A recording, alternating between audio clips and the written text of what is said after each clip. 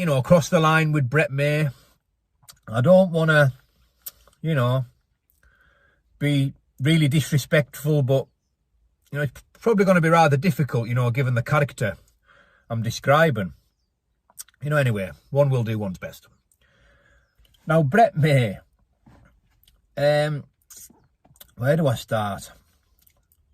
First of all, what I see when I look at Brett is an inadequate male. You know, that's what I see.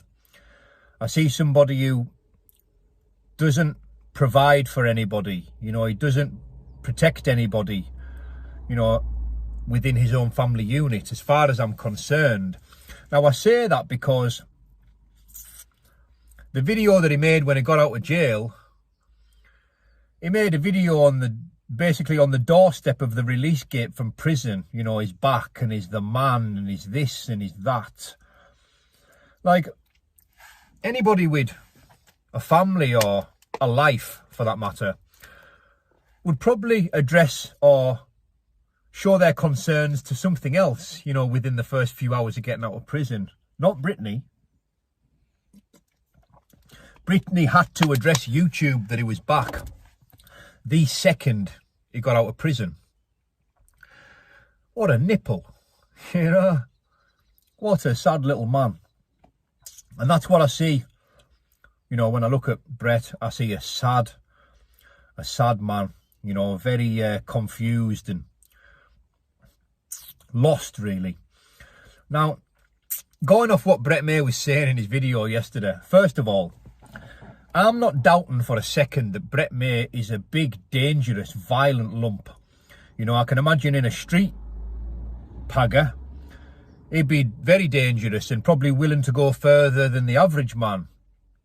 I don't doubt he's probably physically strong in a gym, and I don't doubt for a second that, you know, he's lived that life. You know, he's lived a violent life. I don't doubt that. But, you know, is he a gangster? You know, is he the gangster that he makes out he is? No, he's not. I don't doubt that he hasn't been in, like, you know, gang involvement, you know, big chew with many, many numbers. And, you know, and he's been blasted that many times. He's been shivved that many times, you know, like, and what, mate? You know, like, I've been shivved 3 times myself and I've been shot in the back. It doesn't even hurt. It's not even sore. You know, adrenaline's a marvellous drug. You know, and I don't doubt, Brett, that you're capable of extreme violence. I don't doubt that for a second. And all that stuff that you say you're capable of, your game for, you may well be. You know, I'm not denying that. One thing I'm certain of, Brett, is you've got the heart of a pigeon. Yeah?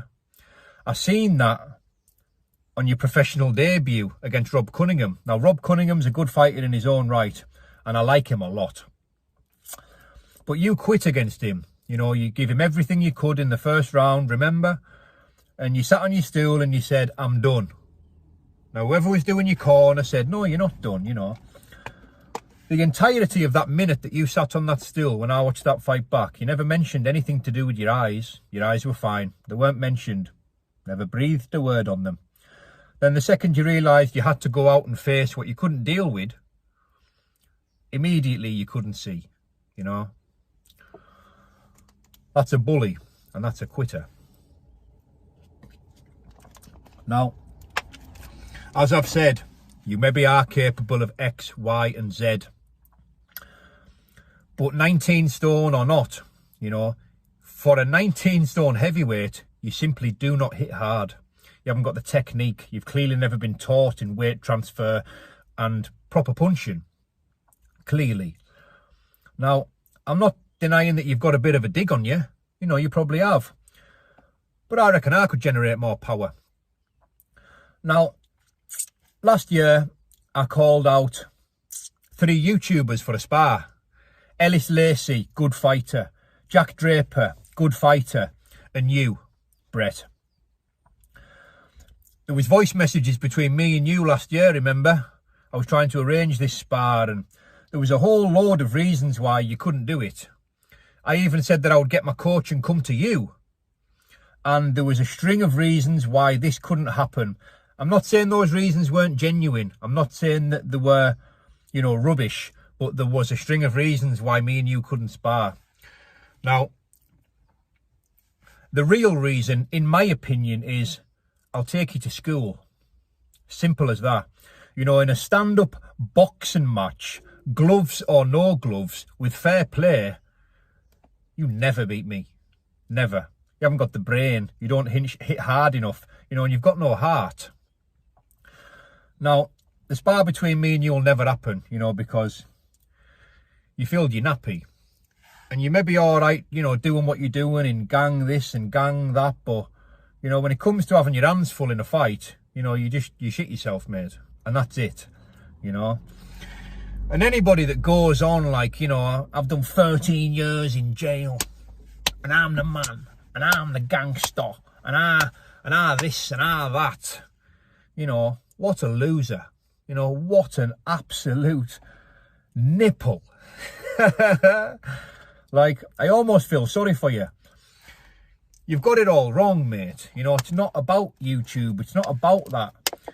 You know, if you had someone to really, you know, show your passion to and live for, you know, if you weren't just living for a screen, you know, you maybe get some peace and direction and, you know, you maybe be a better person. But all I see, you know, is a heartless bully, you know, who would never beat me in a stand-up fair play fight. Not a chance on earth. You know, and if you think you would, well, you don't think you would. You know you wouldn't, Brett. It's as simple as that. Yeah, you're shite. But like I say, fair play to you. Keep doing your thing on YouTube. You know, no doubt you'll be back in the jail before long. And, you know, some people never learn. Anyway, that is it from me, ladies and gentlemen. 12 minutes. Wow, we've had a ramble. Now I'm away for a week. I'll see you all next week. Ta-ra for now, brothers and sisters.